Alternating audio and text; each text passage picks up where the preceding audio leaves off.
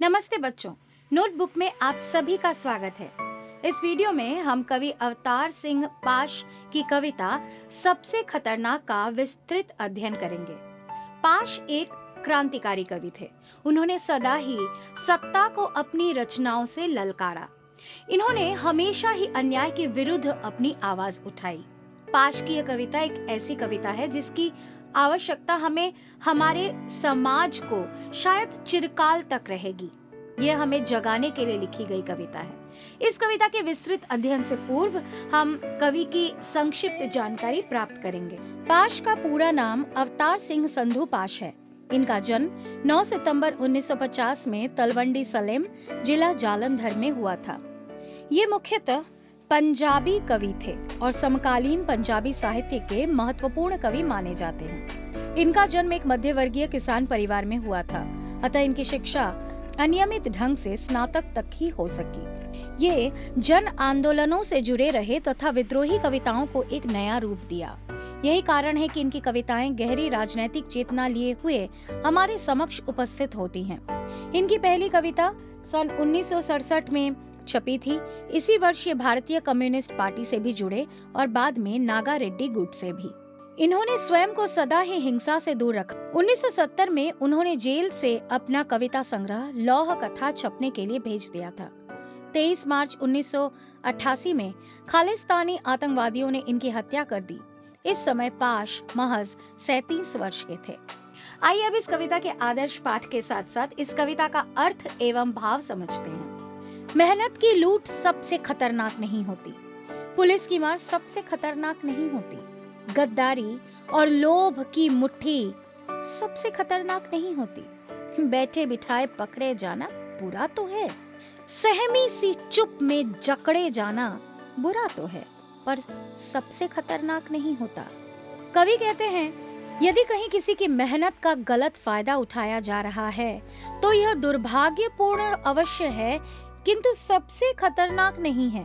इसी तरह से पुलिस द्वारा दी गई यातनाएं भी सबसे खतरनाक नहीं होती हैं।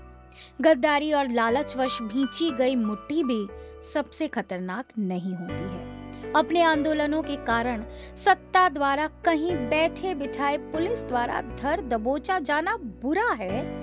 हर समय जीवन से सहम कर चुप रह जाना भी बुरा है, किंतु यह सब कुछ हमारी जिंदगी की सबसे खतरनाक स्थिति नहीं है। आइए अब आगे की पंक्तियों को देखते हैं। कपट के शोर में सही होते हुए भी दब जाना बुरा तो है, किसी जुगनू की लौ में पढ़ना बुरा तो है, मुट्ठियां भींच कर बस वक्त निकाल लेना बुरा तो है, सबसे खतरनाक नहीं होता।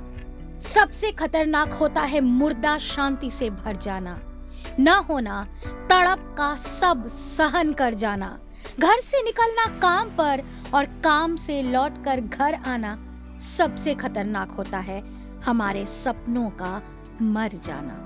कवि का एक एक शब्द किसी चिंगारी की तरह हमारे सामने चमक जाता है। वे कहते हैं कि ईमानदार होते हुए भी किसी कपट के कारण कहीं दब जाना यह बुरा तो है, किसी जुगनू की लौ में पढ़ना अर्थात बेहद महरूमी में जीना अथवा मुट्ठियां भींच कर बेबस होकर बस अपना समय निकाल लेना ये बुरा तो है, किंतु अभी भी यह सबसे खतरनाक नहीं है।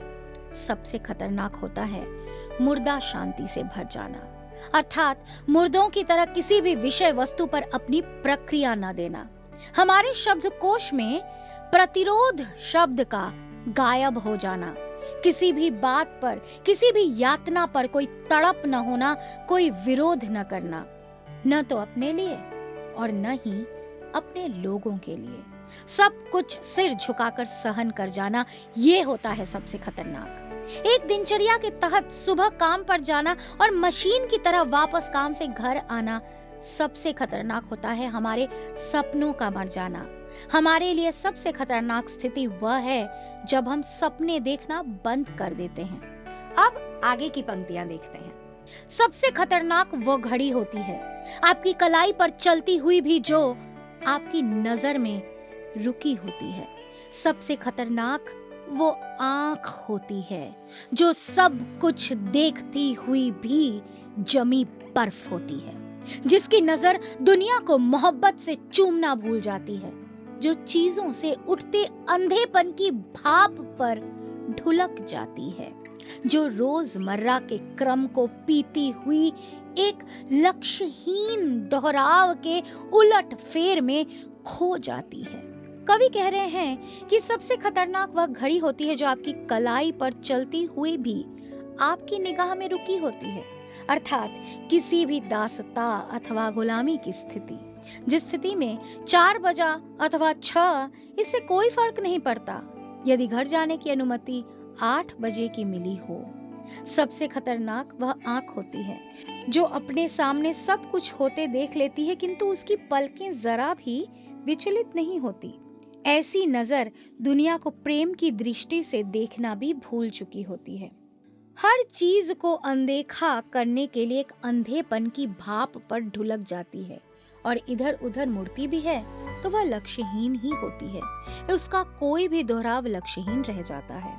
अतः कवि अपने आसपास की अनैतिक चीजों को बुरा कहते हैं किंतु खतरनाक नहीं। दरअसल अनैतिक कार्य वही मनुष्य करता है जिसकी आंखों का पानी मर चुका होता है और जिनकी आंखों में कोई सपना नहीं पनप सकता। पाठ का अगला हिस्सा हमारे अगले वीडियो में देखिए।